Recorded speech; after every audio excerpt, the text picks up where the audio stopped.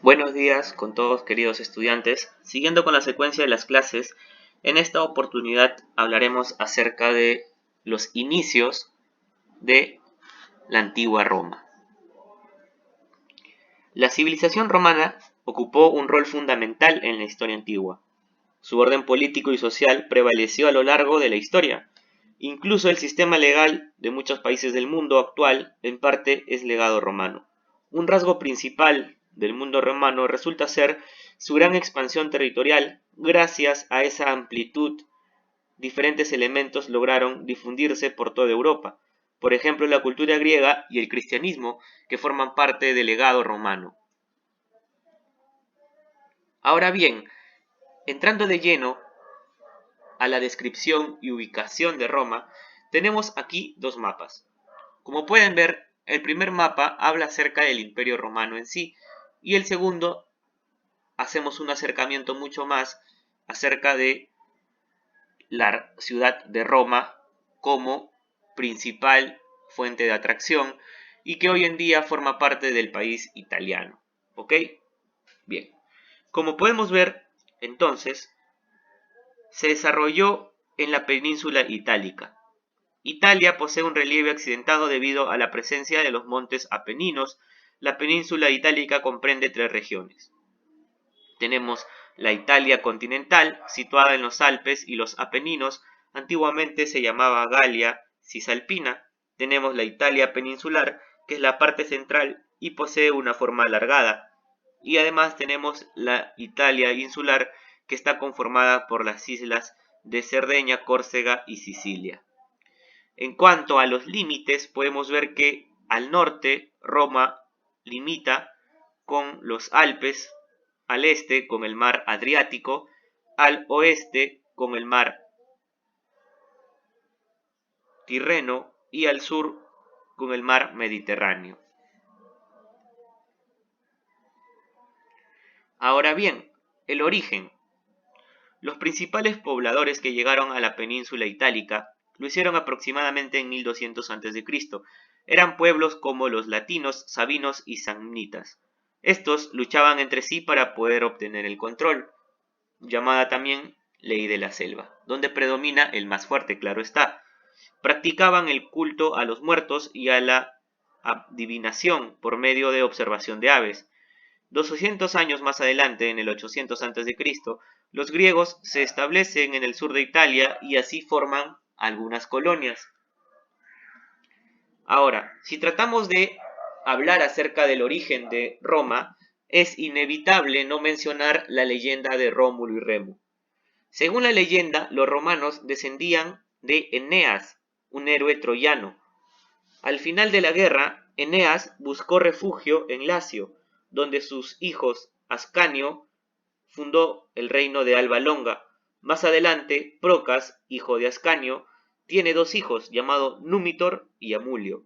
El rey Númitor fue destronado por su hermano Amulio. Númitor tenía una hija llamada Silva Rea, a la que su tío Amulio obligó a hacerse sacerdotisa del dios Marte. Marte y Rea Silva tuvieron dos hijos llamados Rómulo y Remo. Para evitar que los gemelos recién nacidos logren destronar a Amulio, este ordena que los arrojen al río Tíber en una casta. Pero esta cesta termina anclando al pie del Palatino y fueron encontrados por una loba. La leyenda dice que esta loba los amamanta para que puedan salvarse, y más adelante un pastor, que es Faustulo, los encuentra, los recoge y los cría. Ya mayores descubrieron su origen y castigaron a Amulio restituyendo a su abuelo Númitor y así logrando su objetivo, se dirigen hacia la región de las Siete Colinas, donde Rómulo y Remo fundan Roma. Finalmente Rómulo funda Roma y mata a su hermano Remo. Y así es la leyenda de Rómulo y Remo, que explicaría el origen del Imperio Romano. Ahora bien, vamos a hablar acerca de la primera etapa del Imperio Romano, que consiste básicamente en la monarquía romana. En la monarquía romana se divide en dos etapas. La primera de ellas es la dinastía latina y la segunda es la dinastía etrusca. La dinastía latina está conformada por los siguientes gobernantes. Primero, claro está, Rómulo, que gobierna desde el 753 hasta el 716 a.C. Rómulo funda Roma e implanta el sistema monárquico. Debido a la escasez de mujeres, realizó el rapto a las Sabinas. Creó el Senado, que está conformado por los jefes principales de cada familia. Un día desaparece y se cuenta al respecto que su padre, el dios Marte, se lo llevó al cielo. Los romanos lo convirtieron en el dios Quirino. El siguiente en la lista es Numa Pompilio. Numa Pompilio gobierna desde el 715 hasta el 673 a.C. Numa Pompilio fue un sacerdote sabino, quien asume el trono debido a que la ciudad era religiosa. Crea el calendario de 12 meses y divide el día en fastos, para poder realizar actividades religiosas, que serían 245 días, y días nefastos, que serían para realizar actividades religiosas, teniendo así 109. El siguiente gobernante es Tulio Hostilio. Tulio Hostilio gobierna desde el 772 hasta el 640 a.C. Fue un rey guerrero elegido por el Senado, inició la conquista del Alba Longa y convirtió a Roma en primera potencia del Lacio. El último gobernante de la dinastía latina es Ancomarcio, que gobierna en el 640 hasta el 616 a.C. Descendiente de Sabino, nieto de Numa Pompilio, construyó el primer puerto sobre Tíber, fundó el puerto de Ostia y organizó las instituciones religiosas, y es también el iniciador de los principales colegios sacerdotales, ¿no? Como son, por ejemplo, pontífices, flámines, augures y los vestales. La dinastía etrusca, que es la segunda parte de la monarquía en el inicio de Roma. Roma fue dominada por los etruscos, quienes influyeron en el avance de la cultura romana. Dentro de los gobernantes tenemos a Tarquino el Antiguo en el 616 hasta el 578 a.C.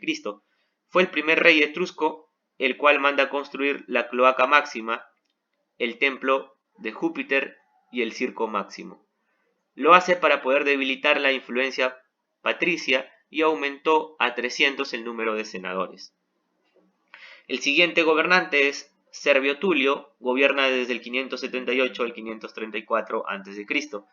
Fue el rey más querido de Roma después de Rómulo. Realizó el primer censo con el objetivo de conocer la riqueza de la población.